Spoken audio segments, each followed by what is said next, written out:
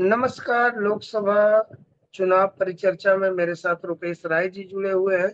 आज बात उत्तर प्रदेश की राजधानी लखनऊ की, यानी लखनऊ लोकसभा क्षेत्र के बारे में। जानते हैं रुपेश राय जी से, क्या चल रहा है वहाँ पर चुनावी सरगर्मी। बहुत-बहुत स्वागत है रुपेश जी। धन्यवाद राजेश जी। तो अभी बता दूं कि यहाँ से भारत के जो अभी वर्तमान में रक्षा मंत्री और लखनऊ से जो सांसद राजनाथ सिंह हैं, वही इस बार भी यहाँ से रिपीट हुए हैं और वही इस समय भारतीय जनता पार्टी की तरफ से ताल ठोक रहे हैं।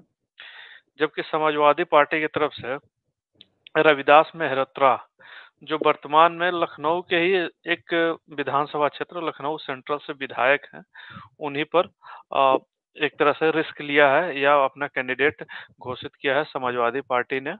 और इस प्रकार से हम कह सकते हैं कि राजनाथ सिंह के अपोजिट में इस समय रविदास मेहरोत्रा हैं। वहाँ पे 2019, 2014 की बात करें, वहाँ पे क्या रहा था स्थिति लोकसभा चुनाव के परिणाम का? जी, 2019 और 2014 की जो स्थिति रहा था, उससे पहले मैं एक फैक्ट आपको और बताना चाहूँगा। लखनऊ सीट, चूँकि उत्तर प्रदेश इतने बड़े सबसे बड़े राज्य की राजधानी है, वहाँ का सीट है, तो ये चर्चित तो है ही।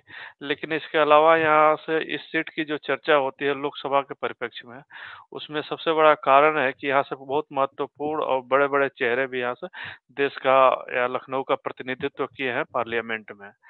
पहला यहाँ से जो लोकसभा चुनाव यहाँ से जीती थी विजय लक्ष्मी पंडित, जिन्हें यहाँ से चुनाव जीता था 1952 में। उसके बाद से एक और कांग्रेस के बहुत बड़े नेता हुए हेमंती नंदन बहुगुणा, वो भी यहाँ से सांसद रह चुके हैं। इसके अलावा 1991 से 2004 तक लगातार भारत के पूर्व प्रधानमंत्री अटल बिहारी वाजपेयी जी यहाँ से सांसद थे। उसके बाद से यहाँ से लालजी टंडन ने एक बार प्रतिनिधित्व किया, भाजपा के वरिष्ठ नेता, और चूंकि उनकी उम्र हो गई थी, उसके बाद से फिर राजनाथ सिंह को दिया गया टिकट और राजनाथ सिंह यहाँ से 2 बार जीत चुके हैं। संभवतः ये तीसरी बार यहाँ से जीतेंगे। जी, अगर 2019 की अगर बात करें तो 2019 में राजनाथ सिंह को यहाँ पर 57% का वोट मिला था और उस समय भाजपा से निष्कासित नेता और उनकी पत्नी शत्रुघ्न सिन्हा की पत्नी पूनम सिन्हा यहाँ से चुनाव लड़ी थी, सपा के कैंडिडेट थी। उनको 26% का वोट मिला था और कांग्रेस से इस समय जो अभी भारतीय जनता पार्टी ज्वाइन नहीं की है, लेकिन कांग्रेस से एक्सपेल्ड कर दिए गए हैं, आचार्य प्रमोद कृष्ण, वो चुनाव लड़े थे। उनको लगभग 17% के आसपास यहाँ से वोट मिला था 2029 में। 2014 का 14 का अगर हम बात करें तो बीजेपी की तरफ से फिर राजनाथ सिंह को लगभग वही 55% के आसपास वोट मिला था। ऑलमोस्ट रिटेन भी किए थे, 19 में थोड़ा सा बढ़ा था। उसके बाद से इन इन आईएनसी से आपको कांग्रेस पार्टी से उस समय रीता बहुगुणा जोशी, हेमंती नंदन बहुगुणा की बेटी और वर्तमान में भारतीय जनता पार्टी की वो नेता हैं, उन्होंने यहाँ से पहले वो कंटेस्ट कांग्रेस किया के था। पूर्व और अध्यक्ष भी रही हैं उत्तर प्रदेश की। जी, और यहाँ से उनको लगभग 27.5% के आसपास वोट मिला था।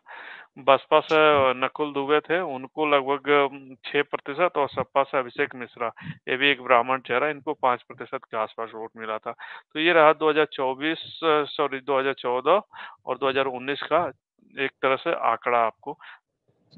देखिए, लखनऊ के बारे में कहा जाए तो वहाँ बहुत ज़्यादा मायने नहीं रखता है, शहरी क्षेत्र है मूल रूप से, तो जी, जातीय समीकरण बहुत ज़्यादा मायने नहीं रखता है। जी, फिर भी फिर भी हाँ, जी, जी, मैं बताना चाहूँगा जातीय समीकरण की अगर आप बात कर रहे हैं तो यहाँ पर अपर कास्ट का लगभग राजपूत और ब्राह्मण का 18% के आसपास वोट है और मुस्लिम वोटर भी 18% के आसपास है। और ओबीसी में और यहाँ के जो सामान्य आंकड़ा है वो लगभग 27% के आसपास में है, जबकि अनुसूचित जनजाति का यहाँ पर आंकड़ा लगभग 18% के आसपास बैठता है। तो इस तरीके से ये यहाँ से जातिगत समीकरण है, लेकिन यहाँ के चूंकि आज जैसा आपने बताया शहरी क्षेत्र है, तो यहाँ पर जातीय फैक्टर बहुत ज्यादा काम नहीं करता है।